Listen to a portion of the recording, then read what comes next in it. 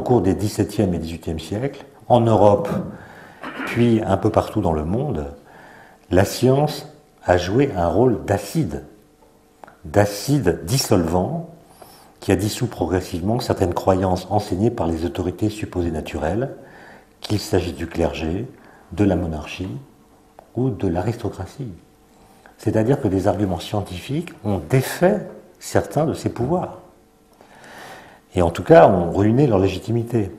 Et donc, la science, on est bien d'accord, n'énonce pas ce que nous devons penser, mais à propos des choses ou des phénomènes qui relèvent de sa compétence, elle nous indique ce que nous ne pouvons plus croire. Et aussi, bien sûr, comment agir sur certains phénomènes. La science dénonce des contre-vérités. Elle nous dit ce que nous ne pouvons plus croire. Et c'est déjà pas mal. C'est même énorme, en fait. Surtout si on tient compte de ce qu'un philosophe que vous connaissez certainement, qui est Maurice Merleau-Ponty, appelait les découvertes philosophiques négatives en provenance de la science. Il parlait surtout de la physique, d'ailleurs. Il parlait des découvertes philosophiques négatives de la physique.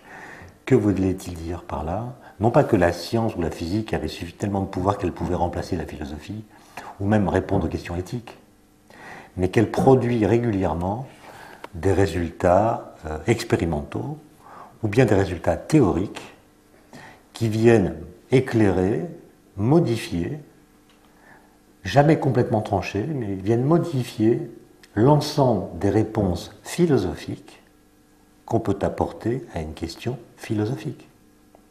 Si vous prenez la question du temps, par exemple, qui pendant très longtemps a été considérée comme une question philosophique, tous les grands philosophes ont produit des systèmes à propos de l'espace et du temps, Aristote, Saint-Augustin, Kant, Husserl, Heidegger et beaucoup d'autres. Mais de temps en temps, il faut bien se demander si les systèmes qui sont ainsi produits à partir de réflexions philosophiques sont cohérents, compatibles ou pas avec la théorie de la relativité d'Einstein, par exemple, qui s'est quand même saisi de la question du temps d'une certaine façon, qui a prouvé son efficacité.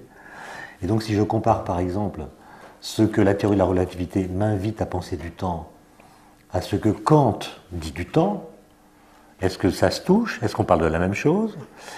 Est-ce que ça se contredit? Est-ce que l'efficacité de la relativité oblige à rénover la pensée de Kant? Voilà des questions qui sont vraiment intéressantes. Et assez peu traitées, à la vérité, puisque les physiciens ne s'intéressent pas vraiment aux philosophes, et les philosophes trouvent que la physique c'est trop compliqué.